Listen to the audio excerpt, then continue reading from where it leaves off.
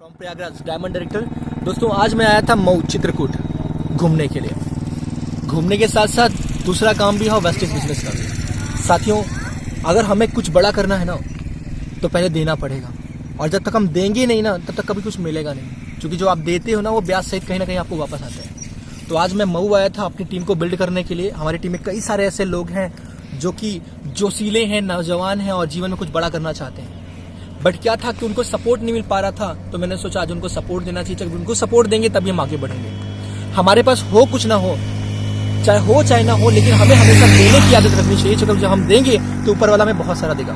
साथियों, आज आपसे एक कहानी शेयर करने की इच्छा हो रही है, जो आज मैंने वहां पर सुना है। मैं आज आपको एक कहानी है एक पिता और पुत्री की, जिसकी माँ बचपन में एक्सपायर हो जाती हैं, वो नहीं रहती, और उस लड़की की जो भरण पोषण उसके पिता करते हैं। और उसके जो पिता होते हैं वो काम करते हैं फुटपाथ पर गिफ्ट बेचने का।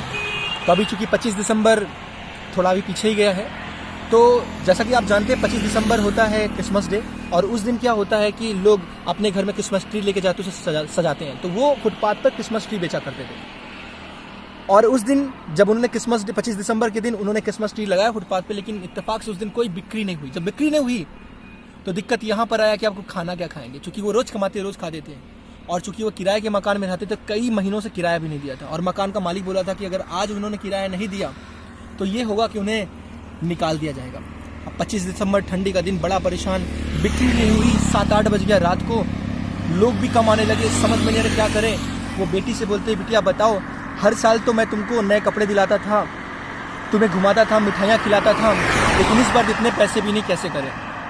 तो बेटी ने कहा कुछ देर सोच करके कि मम्मी जब थी ना, जब मैं छोटी थी, मम्मी थी ना, तो मम्मी एक चीज़ कहा करती थी, जब आपके पास कुछ भी ना हो ना तब भी लोगों को दिया करो, जब आप देते हो तो ऊपर वाला आपको कई गुना करके वापस करता है। तो पिताजी, हमारे पास ये 3 क्रिसमस ट्री बचे हुए हैं, चलिए कोई नहीं, ये नहीं बिका तो एक काम करते हैं ना, हम इसे गिफ्ट तो दे सकते हैं, 25 दिसंबर का दिन, ये देने का दिन है, तो चलिए आइए इसे गिफ्ट करते हैं। तो यह सोच करके वो बोलती है, पिता से रिक्वेस्ट करके, उसके पिताजी कहते हैं चलो ठीक है बिटिया की यही बात को हम पूरा करते हैं। और ये सोच करके वो बाप बेटी उठते हैं, उस तीनों गिफ्ट को पैक करते हैं और अपने निकल पड़ते हैं गिफ्ट देने के लिए। वो सबसे पहले जाते हैं अपने मोहल्ले में, अपने पड़ोस के अंदर एक दरवाजे को खटखटाते हैं, और जब दरवाज़ा खुलता है एक व्यक्ति निकल कर आते हैं। उन्होंने कहते हैं, वो गिफ्ट देता हुआ लड़की वो गिफ्ट देते हुए बोलती है कि सर मैरी क्रिसमस। वो बोलते हैं कि मुझे क्या करना है गिफ्ट लेकर के, मेरी पत्नी वैसे भी कैंसर से परेशान है, वो बीमार पड़ी हुई है, मुझे क्या करोगे इसको देकर। बोले कोई नहीं, ये क्रिसमस ट्री है, आप इसे लीजिए, इसको सजाइए, पूजा मतलब थोड़ा सा ऊपर वाले से दुआ करें, हो सकता है कि उनको जीवन में खुशियाँ और मिल जाए, ठीक हो जाए, बहुत अच्छा रहेगा। क्योंकि क्रिसमस नहीं मनाते हैं तो कोई बात नहीं, ये एक बढ़िया हो सकता है, आप इसे करो। उन्होंने उसको बेटी की बात रखने के लिए उन्होंने ले लिया। वहाँ से फिर वो आगे बढ़ते, उसको थैंक यू बोलते, वो आगे बढ़ते हैं, वो जाते हैं दूसरे पड़ोसी के यहाँ। दूसरे पड़ोसी के यहाँ जब वो जाते हैं, नॉक करते हैं, एक लेडी निकलती है। वो लेडी निकलती है, वो स्वेटर बुन रही होती है, और स्वेटर बुन रही होती है, वो लड़की उसको कहती है आंटी मैरी क्रिसमस। तो वो बोलती है मैं क्या करूँगी, मैं तो यहाँ घर पे अकेले रहती हूँ, मेरे तो कोई परिवार है नहीं, कोई है ही नहीं, मैं इस गिफ्ट को लेके क्या करूँगी।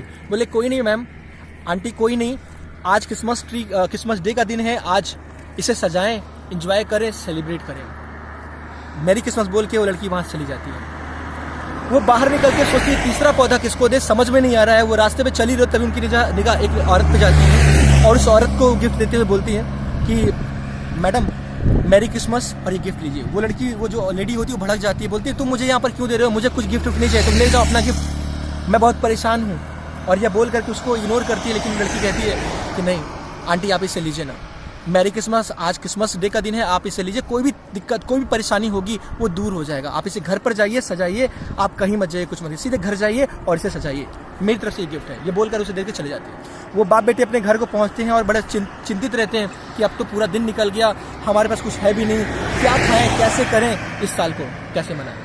तभी थोड़ी देर के बाद वहाँ दरवाज़ा नॉक होता है, कोई आता है उनके डोर पर। पिताजी जाके खोलते हैं तो पता चलता है कि वही पहले पड़ोसी जिसको गिफ्ट किया था, जिनकी लेडी कैंसर से परेशान थी, वो लेडी आती है और अपने साथ कुछ पकवान लेकर आती है। वो बोलती है कि देखो अभी आप हमारे घर पे आए थे, बिटिया ने मुझको गिफ्ट किया, मेरे आज अच्छे से पकवान बनाए थे, तो मैंने सोचा जब आपने मुझे गिफ्ट किया तो मैं भी क्यों ना अपनी ओर से कुछ गिफ्ट करूं। तो यह सोच करके मैंने जो मिठाई अच्छे खासे बनाए थे, अच्छे से पकवान बनाए थे, मैं चाहता हूँ इसको आप भी खाएं और मेरी क्रिसमस, इस क्रिसमस डे को सेलिब्रेट करें। यह बोलकर उसको देके चली जाती है। वो दोनों उस पकवान को एंजॉय करने लगते हैं। थोड़ी देर बाद दूसरी बार नॉक होता है डोर, फिर से पिताजी जाते हैं, दरवाजा खोलते तो पता चलता वही बुढ़िया होती है जो स्वेटर बुन रही होती है। वो द्वार पे खड़ी होती है, अपने हाथों में एक स्वेटर ली हुई होती है। बोले उस बेटी को बुलाओ, मैं उसको एक स्वेटर गिफ्ट करना चाहती हूँ। कहती है क्यों स्वेटर गिफ्ट करना चाहते हैं आंटी मुझे? तो बोलते हैं कि देखिए पहले मेरी एक भतीजी तुम्हारे जैसे छोटी सी थी, लेकिन वो पिछले साल एक्सपायर हो गया, वो नहीं रही। मैं हर साल उसको स्वेटर गिफ्ट किया करती थी, लेकिन अब वो नहीं रही, इसलिए ये स्वेटर मैं आपको गिफ्ट करना चाहती हूँ। उसको स्वेटर देती है, मैरी क्रिसमस बोलती है, आशीर्वाद देती है, चली जाती है। वो दोनों बड़े खुश होते हैं कि चलो हमारे पास खाने के लिए नहीं था, नया कपड़ा भी नहीं था, दोनों अब मिल गया, छोटा सा दिया और इतना ज़्यादा मिल गया। वो एंजॉय कर रहे थे, खुशी थी। तभी थोड़ी देर बाद एक बार फिर से नॉक होता है, दरवाजा खोलते हैं, देखते हैं दरवाजे पर वही मकान मालिक होता है। और मकान मालिक जैसे दरवाजे पर दरवाजा खोलते वो गाली देना शुरू कर देता है। बोला तो तुमने अभी तक किराया नहीं दिया, आज तुम्हारा आखिरी दिन था, अब तुम किराया नहीं दे पाए, तुम्हें अभी निकलना पड़ेगा। वो बहुत रिक्वेस्ट करता है कि मैं कहाँ जाऊँगा, मेरे पैसे नहीं है, मैं क्या करूँगा, मुझे कुछ दिन की मोहलत दे दो। वो गाली ही दे रहे थे, आपस में बात झगड़े ही कर रहे थे, वो तैयारी कर रहे थे वहाँ से निकालने का उसका। तभी एक औरत वहाँ पर आती है। जैसे वो औरत आती है तो वो आदमी उसको देखता है, मकान मालिक उसको देखता है, बोलता है कि तुम यहाँ कैसे? तो औरत कहती है मैं इस बिटिया के पास आई थी, इस लड़की ने, मैं जा रही थी सुसाइड करने के लिए, मैं बहुत परेशान थी, ये लड़की आई, इसने मुझे गिफ्ट दिया, इसकी चेहरे की मुस्कुराहट देख करके, और जब इसने मैरी क्रिसमस बोला और घर पे जा करके तुम ये करो, घर पे जाओ, इसको सेलिब्रेट करो, क्रिसमस को सेलिब्रेट करो।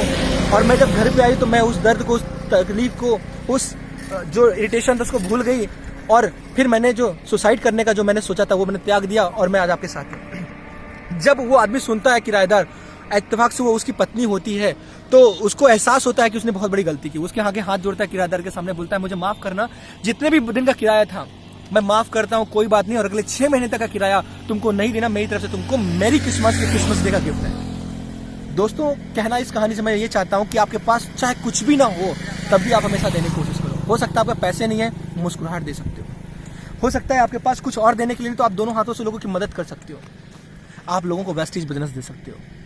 देने के लिए बहुत कुछ है, और दोस्तों जब आप दोगे ना तो ऊपर वाला आपको बहुत कुछ देगा। तो दोस्तों, मैं आज आप सभी से, चूंकि आज है 29 दिसंबर, 2 दिन बाद आ रहा है नया साल, तो आप सभी को कहना चाहूँगा हैप्पी न्यू ईयर। और इस नए साल पे लोगों को वेस्टेज बिजनेस दीजिए, लोगों के चेहरे पे मुस्कुराहट लेकर के आइए, उनकी मदद कीजिए, और ये नया साल हम सभी के लोगों के जीवन में ढेर सारी खुशियाँ लेकर के आएगा, नए बाहर लेकर आएगा। Thank you so much and bless you well.